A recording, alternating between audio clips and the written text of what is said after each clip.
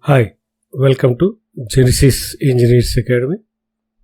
In this video, we are going to discuss and learn about reciprocating pumps. So this is reciprocating. So that is this is one of the systems developed. So this main part is reciprocating. So reciprocating pump is mainly used for testing of the that is pressure vessels. That's very important. So this is reciprocating pump cut view, and this is called crank, and this is called connecting rod. This is something stuffing box, head, all these things. But the basic principle is what that I am going to explain you. Please listen till the end of this, or watch till the end of this video. Okay, so before discussing this thing, so this reciprocating pump basic principle is, I will explain. So that is there is that is a piston. Okay, so there is a connecting rod, and this is crank radius, that is okay. So this is the crank, this is the connecting rod, this is the piston. So this crank is that is this one. So this is this one. So the crank will look like this one. So this is the shaft of this one. You can assume that. So to this area we connect this connecting rod. So okay. So it is eccentric like a. So this is the axis of the crank, and this is the crank pin. We call that as a crank pin. This distance I show here only. That is, this is the crank. This is crank shaft. This is crank pin. So where that is connecting rod is connected to the crank pin, not to the crankshaft. Okay. So that you have to take care. Okay. So this is R. That R I have taken this as crank, and this is the length of the, that is called crank, that is connecting rod, and this is piston, sometimes plunger, sometimes all this. So this part reciprocates. So this piston movement is we call it as a stroke. So while rotating, that is how this is kept in rotation. So we use or connect that is called motor to this shaft. So motor mechanical power is connected to this crank. So the crank rotates, and this connecting rod converts this rotatory motion into reciprocating motion. So we are getting reciprocation word is here. So this is called reciprocation. Okay, so if you add up all these cylinders and all these things, so that we call it as reciprocating pump. So what is that? Rotary motion is converted into reciprocating motion. So the movement of the piston inside and outside will create strokes. During the strokes, we have two words. One is called suction, the other one is called delivery. So the pump action is mainly, so this is the mechanism. What is this mechanism? Crank slider mechanism. So what mechanism we are using in pumps? Crank slider mechanism. Okay, so the basic mechanism we use in reciprocating pump or reciprocating compressors, whatever it is. So compressor means the medium is gas, but pump means the medium is liquid. So it is a cumbersome, internal. We don't go for internal. So by rotating this one, we are able to move the piston. This movement of the piston will create suction and also delivery. Okay, so that is that's all. That's enough for us, and we don't want to go into the details. This is the connecting rod, if you observe clearly. Okay, right. Now I wanted to explain. So sometimes it may not be possible to have the full length connecting rod. In that case, we use some other piece called piston rod. that is also called extension rod, that is also called distance piece. It's a joining because this is being rotated halfway, that is called it oscillates. So this is rotates. The one which rotates fully 360 degrees is called crank, that you know. And this piston moves this to this left and right. We call it as something what we do. So this is the center of the that is the pump, and this is the piston, you know it, right? So this is the suction. So suction means negative pressure, that you have to know. And this is the suction valve. Sometimes there may be suction valve, sometimes there may not be suction valve. Guys, that is there. Next to this is a delivery valve, and this pipe is called delivery pipe, and this is delivery valve, delivery pipe, and the total system. There is a numerous things inside, but we call that cylinder. And this is the connecting rod. Connecting rod purpose is it connects the or converts the rotor motion of the crank into reciprocating motion of the piston. That's the main thing. Okay, so this total thing all are sealed. That means it is inside parts are not exposed to the atmosphere. Okay, so here the atmospheric pressure is there, that is on the surface of the water. So this I can say a sump, like or otherwise a tank or somewhere. So we need to have some strainer here. Okay, so strains are some other things are there we use to avoid the that is contamination. Okay, filters are there. Okay, that is not, but we wanted to know how much power is required. Okay, how much more power is supplied through the use of motor, that we have to know. Okay, so these are all things. This is the air vessel. Okay, I will explain again. Air vessel means when there is no supply or when there is an excess delivery, then that is called discharge. That excess will go into this one. So inside there is a gap, that is called air or gas, and which will, when if there is no sufficient discharge, the water collected in this air vessel will be used to make up that shortage of water. Okay, so from the center to that sump surface level, we call that as suction head. This is called suction head. Suction means negative, you understand? So that is the below the atmospheric, and this is a delivery head to the center of the pipe. Or otherwise, if you wanted to use a tank also, you can also use the same thing, level of the water. So from the level of the water tank to the sump level, we call it as static head. You understand my point? H is equal to HS plus HD. This you have to remember forever. From the center of the pump to the sump level, we call it as a suction head. It is naturally below the atmospheric pressure, maybe 650 mm of mercury. I like that. You can assume. Right? So this after that, so due to suction here, so the movement of the piston from this place to this, when it is rotating, crank is rotating, the piston starts moving like this one. So when it is moving to this side, as the things are closed, so there is a vacuum created, or otherwise a suction created, because here the atmospheric pressure is acting. So the area, that is the pressure inside this cylinder, is less than the atmospheric pressure.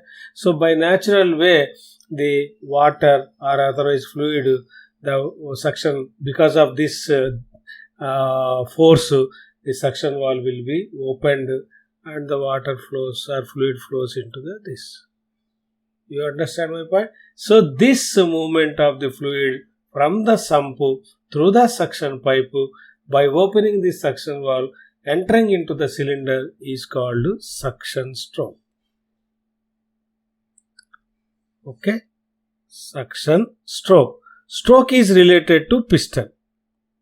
You got my point? So if it is comes like this one, if that is, and goes like this one, so this is R, this is R, that is the displacement of the piston.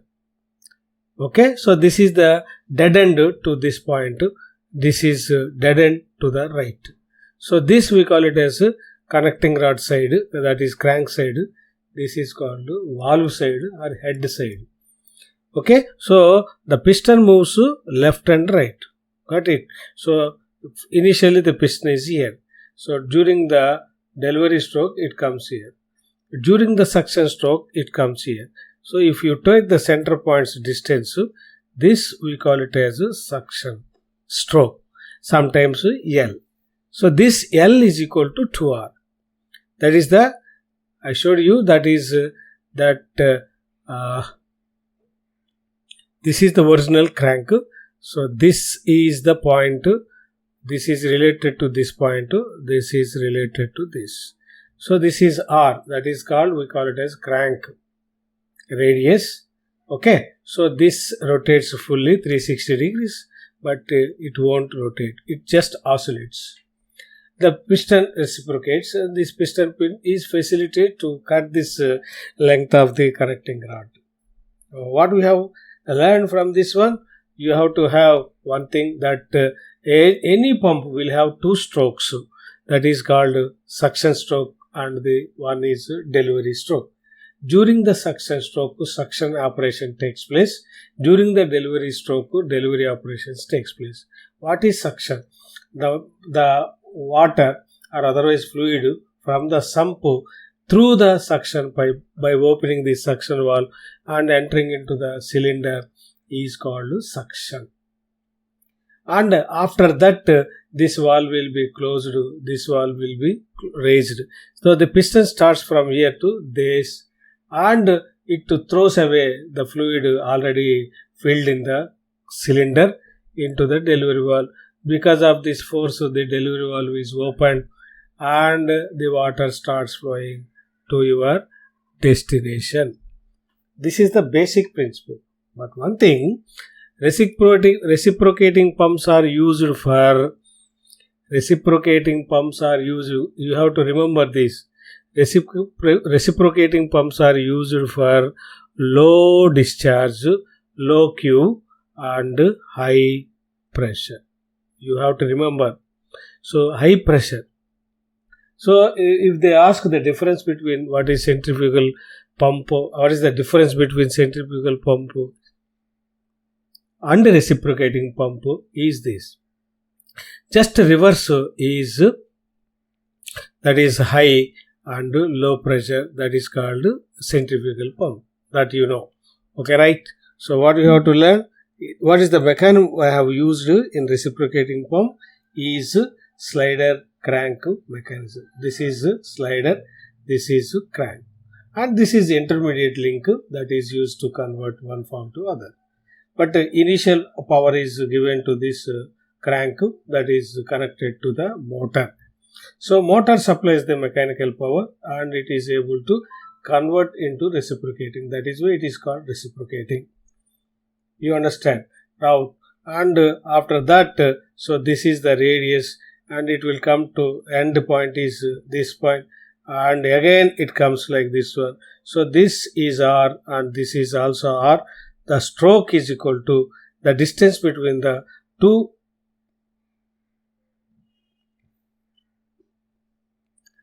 positions of the piston within the cylinder. Okay, so this is another position of this one. Okay, so this distance from center you have to calculate. So this is called stroke length. So the stroke length is equal to 2R. Okay, right. One more thing. To the center, from the sump, it is called suction head. To the center, to the delivery point axis, we call it as a delivery head. If you add up this thing, we have, that is called static head. This is called static head. Static head is equal to sum of this suction head and sum of the delivery head. So delivery means here negative pressure. After that one, it imparts the pressure and thereby pressure is increased. So in the level, it only when the fluid gets the pressure more than the atmospheric pressure. If not, nothing. That moreover, while starting initially, so the delivery valve must be open. Okay, so in the reciprocating pump, while starting, the delivery valve must be open, kept open. Otherwise, explosion or something damage to the parts will be happen to that. Okay, next we'll go to this thing. So that I have told you. In this case, the suction valve is open and the water starts flowing to this. So what is this? This is suction stroke. Okay, so you just keep in mind that, and in this is called delivery stroke. Got my point? So this is delivery stroke, this is the suction stroke. Meanwhile, so there are so many things. So delivery valve is open and we will go to like this one. So to have that one, we also show like this one, what is called delivery valve. Here also we show like this one. So these are automatically operated if it is manually operated. So that is the difference. Okay, so that is about reciprocating both. We will see single acting. Single acting means the delivery. So there is, I told you, one is called suction stroke, the other one is called delivery stroke. Okay, delivery stroke means in this Q goes out to fill the something, and this is suction stroke is to fill the cylinder. Okay, what is meant by single acting? So during the delivery there is no suction. During the suction there is no delivery. That is called single acting. Okay, so in one rotation of the crank, there is only one delivery, that means the 360 degrees, 180 degrees is used for suction, 180 degrees is used for delivery. That you know. So during the suction, the crank rotates 180 degrees. Okay, so that is called single acting. So there is only one delivery during the 360 degrees rotation of the crank. That is called single acting. Double acting means we use two pistons like that one. That is, suppose a piston is here. So we will have openings here also, like this. So this is called suction, to double acting. So if the piston moves from this to here, so here suction happens. Okay, here the fluid already is there, that goes to delivery.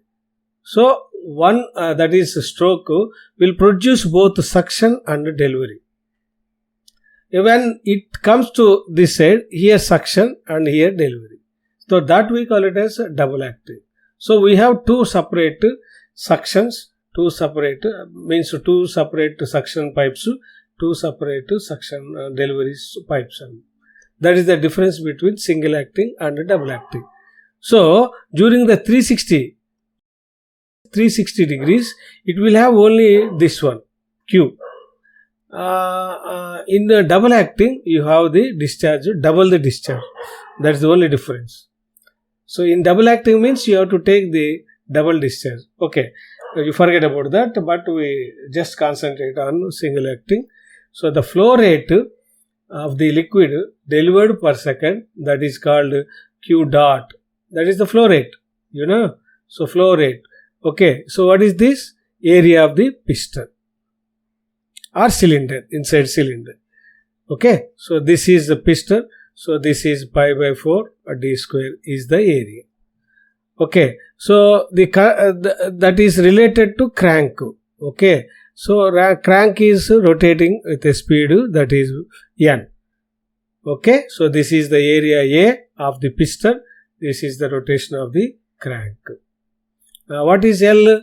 That is 2R. That is crank radius. If you take that one, that is the length of the stroke is equal to 2 into radius of the crank. Okay, where R is the radius of the crank, A is the suction, cross section of the cylinder, or area of the piston, both are same, and this is revolutions per minute, RPM. So the relative, that is theoretical work done by the pump is equal to gamma QH. This is hydraulic power, no? What is the purpose of pump? What is the purpose of pump? What is the action of the or the function of the pump? It converts mechanical energy into hydraulic energy. What mechanical power to hydraulic power? This is hydraulic power. So the basic formula, where gamma is the specific of the fluid, Q is the flow rate, and this is called HS plus H is equal to suction head, delivery head. We can read that is H, where H is equal to static head. So that is the theoretical power. Okay, so that is called theoretical power. So we also have the theoretical discharge, okay, and also actual discharge. So actual discharge by theoretical discharge is equal to coefficient of discharge. That can also be used. We have used already in the measurement of flow. Then, so this is the work has to be done by the pump, and this is the power to be developed by the pump. For that pump, what type of motor, what capacity of motor has to be coupled? So that is the question. That is the power required to drive the pump is gamma H. This is the efficiency of the pump. It also efficiency of the pump. So if it is 80%, you simply substitute 0.8 like that. So this is the actual power. Power to be supplied to the pump by the motor. That is okay. So this say all about this one. That is discharge is equal to stroke length, speed of the crank, area of the piston or cylinder. So this will be in meter cube per second, and this is the length of the stroke, radius of the crank, area of the cross section, all these things. Let us move on to the slip of the reciprocating pump. The slip of the pump is defined as the difference between theoretical discharge and actual discharge. So this is the slip. What is meant by that is called theoretical discharge and actual discharge. If it is to be measured percentage of slip, so this is theoretical. Okay, so this may not be vary between, it may vary between 1 to 2%. Okay, so next one is air vessel. Air vessel is a closed cast iron chamber having an opening at the bottom which is connected to the suction and delivery. Moreover, we use in many times use in a delivery pipe. That is why I have shown only one air vessel. If required, there will be one more air vessel at the suction side also. So the top portion of the vessel contains air. That is air, sometimes nitrogen gas, like this. So this is the opening, and here gas is filled up, and the water, excess water will come into this and store here. And this is kept always some pressure on this fluid. Whenever there is a in this line, when there is a pressure less, and it starts flowing into this tank. So those are the things. So what is the use of you may get questions like, so the first, what is the use of air vessel is, first thing is this. The others are not so much important. So the air vessel on the delivery side, constant rate of flow is applied. Okay. And second point is reduce the possibility of separation of the flow. So there won't be any separation of the flow. Okay. So next thing, the length of the suction pipe can be increased if we use this one. And also you can have the power saved using this air vessel. Okay, so that is about air vessel. Next one is double acting. All others are same, only this is double acting means in one rotation of the crank, that is 360 degrees, you have double the discharge. This AILN is single acting, 2ALN is double acting. So all other formulas are same. Okay, so this is that problem I will solve, and that means I will use only thing. And the single acting cylinder reciprocating pump operating at that. So the given data N is equal to 120 RPM, and a piston diameter, that is D is equal to 200 mm, and that is to be converted into meters. So it is 2 meters, 0.2 meters, and the area is pi by 4 d square, that is equal to A. You calculate that. Next, stroke L is equal to 300 mm, that is to be converted into 0.3 meters. Then Q is equal to A L N by 60. Okay, so that is about that. So 300 meters, it is RPM. So RPM is converted into second, that is minutes is converted into seconds. So that 60 seconds we have used. Okay, Q is known to you. Okay, next suction head, that is HS is equal to 4 meters. Delivery head HD is equal to 20 meters. Then delivery head, that is static head, is equal to 24 meters. So this is theoretical discharge. Okay, so the theoretical power required to pump is that is theoretical pump means the work done, that is power developed by the pump, that is gamma QH.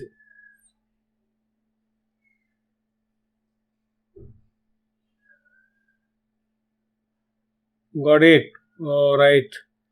Then actual discharge is, this is theoretical discharge, and there is an actual discharge, that is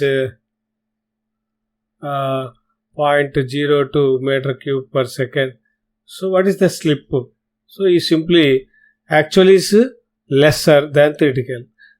That is why Q minus Q actual is this. I don't solve all these things. So you follow all these things. So I just giving your data. Okay.